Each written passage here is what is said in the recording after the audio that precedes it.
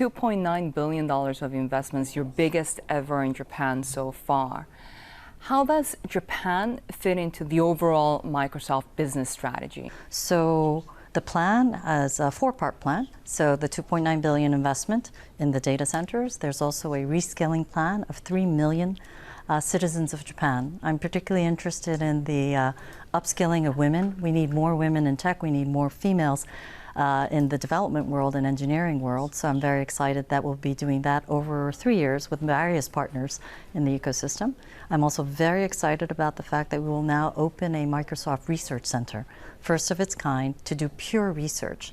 And I am really excited that they will focus on the biggest problems of Japan, like aging. We are a leading country in terms of how fast we're aging, and I would love our researchers to come up, using the power of AI to help aged lives be better in the future. So I'm very excited. And the fourth one, is cybersecurity. You can't use AI without security. It's security, security, security, and then you get to use AI. So we are working with the government to make sure we use AI responsibly, securely, and safely. Tell us a little bit about that collaboration with the government when it comes to security, privacy, and just everything that goes around artificial intelligence that's currently causing a lot of concern as well. We work hand in hand with the government at the national level and at the local level and at the community level. We have a fantastic public sector team that leads that with our legal team.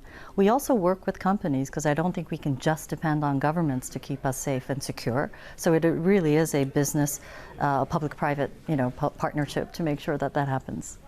When it comes to the Japanese economy, it's really always been a concern about demographics, about productivity. How will new technologies, especially artificial intelligence, help with this? The best number I've seen from the government is that generative AI is supposed to grow our economy by 6 points in 2025.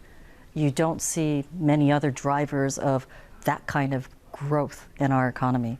So I'm very excited. I think the possibilities are, frankly, limitless, and this is an opportunity for all of us in Japan and worldwide to use the best of the technology to apply it to growth. But what's interesting when we heard these news from Microsoft about Japan's investment is that utilities and industrial stocks jumped. And that's because when it comes to infrastructure for artificial intelligence, it really takes a lot of energy, right? In a resource-poor country like Japan, what impact could this have? So we have made a commitment in our data centers around the world to be net zero in the next few years. So everything we do is based on clean energy, and frankly, AI strategy is energy strategy. And a country like ours, to keep growing, we need that. So we will work with local players. We will look at international players as well to make sure we invest responsibly to run a clean shop. Your partner OpenAI is also expanding here in Japan, isn't it? Do you have any collaborations with them here locally as well? So we are a large investor. I respect a lot of what they do. They run on Azure, our cloud service.